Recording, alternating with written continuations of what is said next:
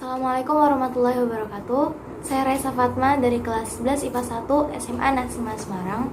Pada kesempatan kali ini saya akan membahas salah satu materi yang bertema tentang kemuliaan orang yang berilmu dalam Al-Quran. Menurut saya dari materi ini kita bisa ambil sebagai motivasi buat kita sendiri dalam belajar, dalam meningkatkan ilmu kita. Kayak misalnya kita nggak mahir di bidang ini nih, dan kita dituntut buat memahami bidang ini, kan kita bakal ngerasa kayak aduh ngedown banget karena kita nggak bisa bidang itu, aduh males banget, ini pelajaran apa sih. Tapi kalau kita tahu gimana sih kemuliaan orang yang berilmu, gimana sih nikmat yang menjadi orang yang berilmu itu, kalau kita tahu ilmu tersebut, kalau kita tahu hal itu, mungkin itu bisa jadi motivasi buat kita untuk lebih giat belajar lagi dan lebih pengen tahu tentang banyak hal. Dan tentunya agar kita senantiasa dekat dengan Al-Quran dan mau tahu lebih banyak tentang Al-Quran. Nah, ada dua ayat dari dua surat yang berbeda yang akan kita bahas untuk mengetahui kemuliaan orang yang berilmu. Pertama, surat Al-Mujadilah ayat 11. Kedua, surat Toha ayat 114. Yuk baca dan dengerin bareng-bareng. A'udzubillahi minasyaitonirrajim. Bismillahirrahmanirrahim. Ya ayyuhalladzina amanu idza qila lakum tafassahu fil majalis fafsahu yafsahillahu lakum فإذا قيل انشزوا فانشزوا يرفع الله الذين آمنوا منكم والذين أوتوا العلم درجات والله بما تعملون خبير. Yang artinya, wahai orang-orang yang beriman, apabila dikatakan kepadamu, berilah kelapangan di dalam majelis-majelis, maka lapangkanlah, niscaya Allah akan memberi kelapangan untukmu. Dan apabila dikatakan, berdirilah kamu, maka berdirilah, niscaya Allah akan mengangkat derajat orang-orang yang beriman di antaramu dan orang-orang yang diberi ilmu beberapa derajat. Dan Allah Maha teliti terhadap apa yang kamu kerjakan. Asbabun nuzul dari surat Al-Mujadilah ayat 11 adalah, pada waktu itu, para pahlawan Badar datang ke suatu pertemuan yang penuh sesak. Orang-orang yang telah hadir pada pertemuan saat itu tidak mau memberikan tempat duduk mereka kepada yang baru datang, sehingga mereka terpaksa berdiri. Namun, Rasulullah SAW memerintahkan agar orang-orang yang telah datang terlebih dahulu untuk berdiri dan membiarkan para pahlawan Badar tersebut untuk duduk. Orang-orang yang disuruh pindah tempat duduk tadi merasa tersinggung perasaannya. Maka turunlah surat Al-Mujadilah ayat 11 ini sebagai perintah kepada kaum mukmin untuk menaati perintah Rasulullah dan memberikan kesempatan duduk kepada sesama mukminin. Dari tafsir lengkap Kementerian Agama, ayat ini menjelaskan bahwa jika ada di antara kaum muslimin yang diperintahkan oleh Rasulullah SAW untuk berdiri dan memberikan tempat duduknya kepada orang-orang tertentu, atau diperintahkan untuk pergi meninggalkan tempat tersebut terlebih dahulu, hendaklah mereka berdiri atau pergi dari tempat tersebut, karena Rasulullah ingin memberikan penghormatan kepada orang-orang itu, atau beliau juga ingin menyendiri dan memikirkan urusan-urusan agama, juga melaksanakan tugas-tugas yang harus diselesaikan dengan segera. Dari ayat tersebut juga dapat dipahami hal-hal sebagai berikut. 1. Para sahabat berlomba-lomba untuk mencari tempat terdekat dengan Rasulullah agar mudah mendengar perkataan yang akan disampaikan oleh Rasulullah. Kedua, perintah memberikan tempat kepada orang yang baru hadir jika keadaan itu memungkinkan, karena bisa menimbulkan rasa persahabatan antara sesama yang hadir. Ketiga, sesungguhnya tiap-tiap orang yang memberikan kelapangan kepada hamba Allah dalam perbuatan-perbuatan baik, maka akan Allah berikan pula kelapangan bagi mereka untuk dunia dan akhiratnya.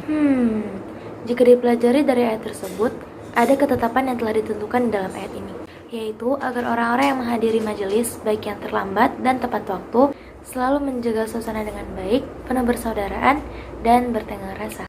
Bagi yang telah hadir lebih awal, maka hendaklah ia duduk di bagian barisan paling depan, sehingga saudaranya yang terlambat tidak perlu melangkahi atau mengganggu saudara lain yang telah lebih dulu hadir dalam majelis tersebut.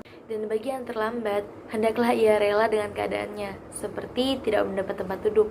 Karena dalam hadis pernah disebutkan bahwa janganlah seseorang menyuruh temannya berdiri dari tempat duduknya, lalu ia duduk di tempat tersebut, tetapi hendaklah mereka bergeser dan berlapang-lapang. Hadis riwayat Muslim dari Ibnu Umar. Gimana? Udah termotivasi belum? Kalau gitu kita lanjut ke ayat selanjutnya ya. Surat Toha ayat 114. A'udzu billahi minasyaitonir rajim. Bismillahirrahmanirrahim. Fata'ala Allahul malikul haqq wa la ta'jal bil qur'ani min qabli an yuqda ilaika wahyuhu wa qur rabbi zidni ilma. Yang artinya, maka Maha Tinggi Allah, Raja yang sebenar-benarnya, dan janganlah engkau Muhammad tergesa-gesa membaca Al-Quran sebelum selesai diwahyukan kepadamu.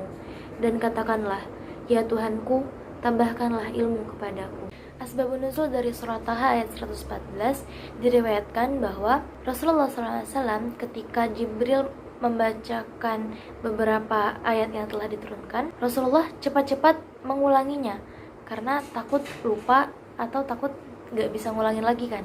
Nah, padahal malaikat Jibril belum selesai membacakan keseluruhan ayat. Nah, dari situlah Allah melarang Rasulullah untuk bertindak seperti itu, karena mungkin saja saat beliau mengulangi kembali hafalannya, beliau hanya fokus kepada pengulangan ayat tersebut, namun tidak fokus kepada ayat yang akan disampaikan selanjutnya. Dari tafsir lengkap Kementerian Agama, ayat ini menjelaskan bahwa Allah Maha Tinggi, Allah Maha Besar, amat luas ilmunya. Dengan ilmunya, Allah mengatur segala sesuatu, membuat peraturan-peraturan yang sesuai dengan kebutuhan makhluknya. Bahkan peraturan-peraturan untuk keselamatan dan kebahagiaan umat manusia. Allah lah yang mengutus para rasul dan nabi untuk berdakwah dan meluruskan kita kembali ke jalannya. Allah lah yang menurunkan kitab-kitab seperti Injil, Taurat, Zabur, pula Al-Quran. Al-Quran diturunkan kepada Rasulullah SAW secara berangsur-angsur, tidak sekaligus.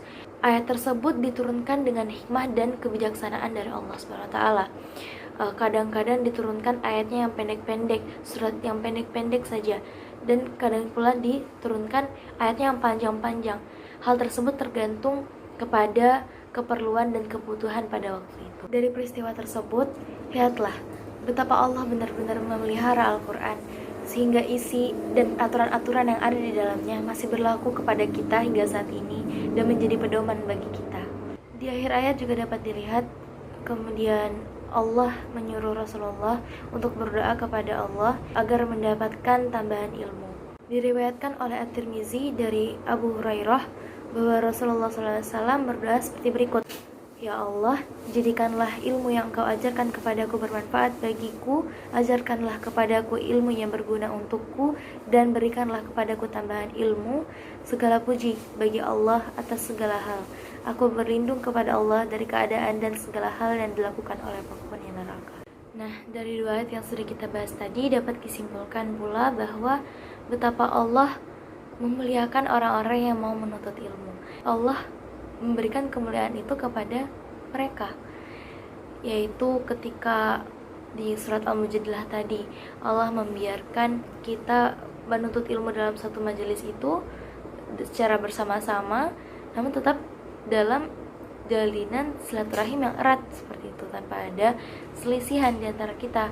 Terus di dalam surat Thaha ayat 114 tadi Rasulullah mengajarkan kita untuk berdoa kepada Allah. Seperti itu. Allah mengajarkan Rasulullah untuk berdoa, dan Rasulullah mencontohkan kepada kita bagaimana cara kita berdoa untuk mendapatkan tambahan ilmu dari Allah. Hingga saat ini sudah banyak sekali orang-orang yang berilmu dan mereka tampak mulia di mata semua orang dari ilmunya tersebut. Seperti saja ustadz-ustadz. Banyak sekali ustadz-ustadz itu mereka mempunyai banyak ilmunya dan mereka juga berbagi ilmu mereka kepada kita semua. Dan disitulah bentuk kemuliaannya, bukan? Nah, begitu pula dengan banyaknya influencer-influencer, juga pemuda-pemudi yang sampai saat ini menempuh pendidikan mereka baik itu di luar negeri maupun dalam negeri, dan itu membanggakan dan mengharumkan nama mereka. Seperti Ustadz Abdul Somad, beliau menempuh pendidikan kuliahnya di kawasan Timur Tengah di Maroko. Selanjutnya ada Wirda Mansur. Wirda Mansur itu adalah seorang penghafal Al-Quran, usianya masih sangat muda, dan dia juga udah menempuh pendidikannya di luar negeri. Dari situ dia juga memulai bisnisnya. Dari situ juga dia mengeluarkan buku-buku, menjadi seorang penulis, menjadi seorang influencer juga, menjadi seorang pemain film juga. Dan dari situ kita dapat melihat betapa mulianya seseorang bila orang itu menuntut ilmu dan berilmu, ya enggak? Dan juga masih banyak lagi tokoh-tokoh yang menyempatkan waktu-waktu luang mereka dengan belajar dan menuntut ilmu dengan giat. Dari situ juga mereka dapat dilihat kemuliaannya, betapa tokoh-tokoh tersebut dimuliakan oleh banyak orang karena ilmunya, dan juga dibutuhkan dan bermanfaat bagi banyak orang. Cukup sekian video untuk kali ini. Mohon maaf bila masih terdapat banyak kesalahan dan kekurangan, baik kata maupun informasi. Semoga bermanfaat. Wassalamualaikum warahmatullahi wabarakatuh.